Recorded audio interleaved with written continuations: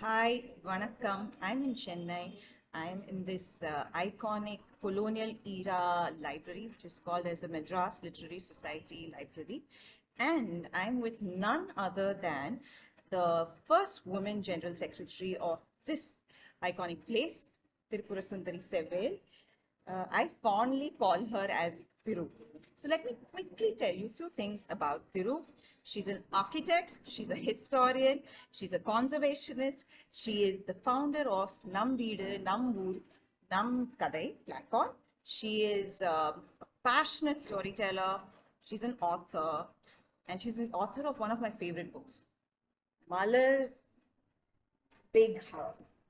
Malar Kattiya Veedu, Malar's Big House, right? So she's here with us. I'm planning to put up Malar's Big House video, read aloud, on my YouTube channel. So I just thought I'll have a friendly chat with her, with the author herself. Yes, Thiru, over to you. So tell me, how special is Malar's Big House to you? Are you like Malar?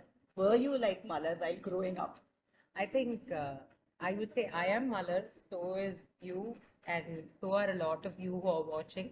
Because Malar is someone who likes to do things in her own way and who likes to explore things around her. And what is best is if you read the book or if you read, you would know that as much as she wants to create something, she also has a say in what she does with the creation also.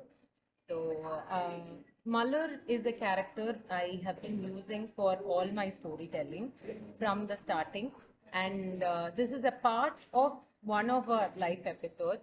But there are so many other aspects of Muller where she just sings and walks, where she just laughs aloud, and where she talks to people. But Muller's Big House is close to my heart because here she's just into action and she's just happy doing what she does. Oh, so there's a Malar in each one. Right.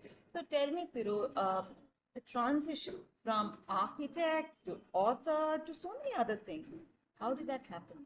I think rather than transition, I think it was all in parallels, I would say, because to start with storytelling, I think it started with the loss of my grandmother, and she used to tell me stories every day. The story would be just about a flea, or it should just be about or a mosquito, or the story would just be about a broken chair.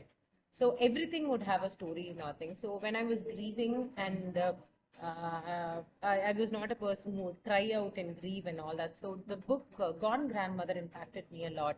And I did a storytelling of that particular book. And later, I started writing about my experiences of being with my grandmother. And that kind of got me into writing stories or telling stories. And I think it was a gradual transformation because I would have never thought that a children book, a book meant for children rather, would help me in my grieving process, or rather, I should say, help me heal.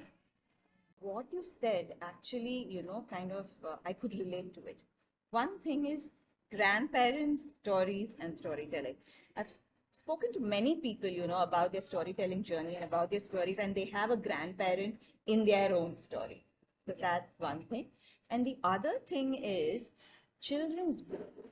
Somewhere, even though we call them as children's books, many of us grown ups, adults, including me, I love to read children's books because there's so much of relatable content these days. So that's something nice. Credit goes to authors like all of you. Right. So, Viru, so did you write stories when you were a kid? Were you making up stories? Were you telling stories? And did anyone help you or support you in that, encourage you?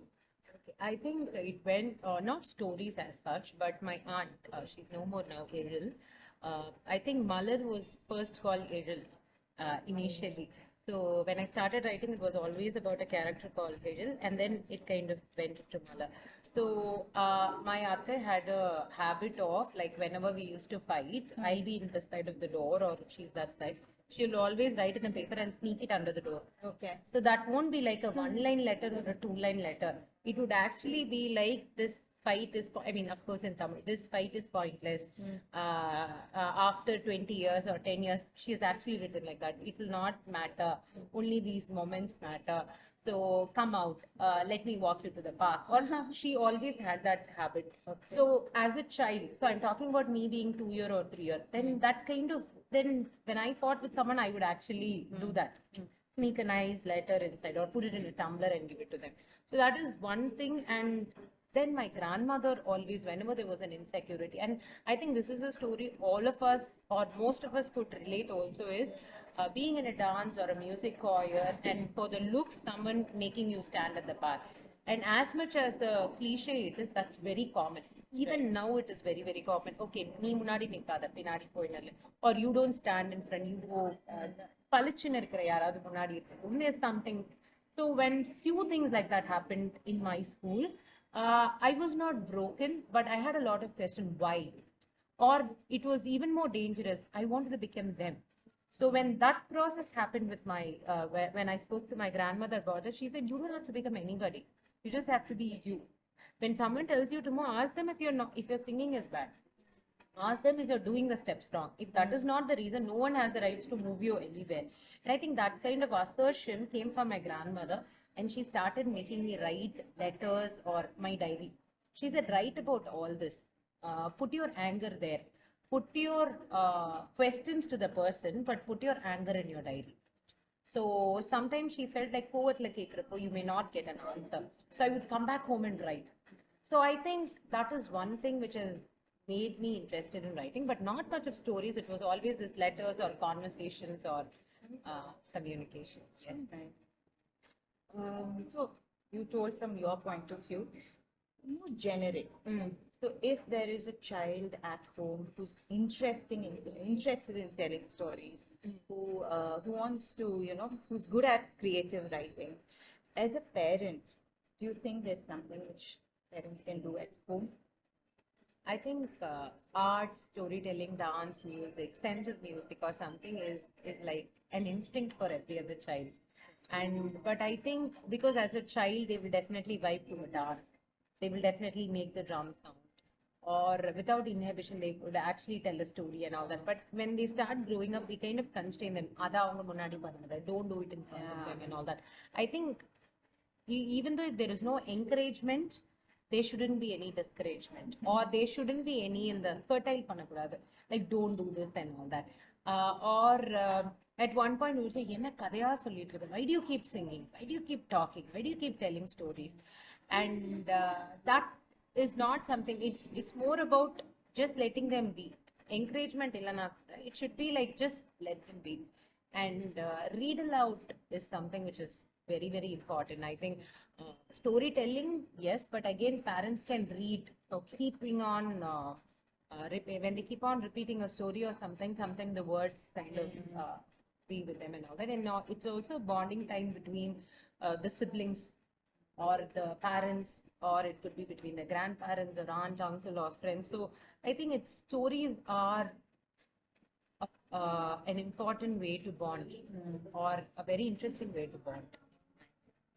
Yeah, so 3 key points from what you said, which I agree with you, is one, let children be the way they are, let them be. Second is reading aloud.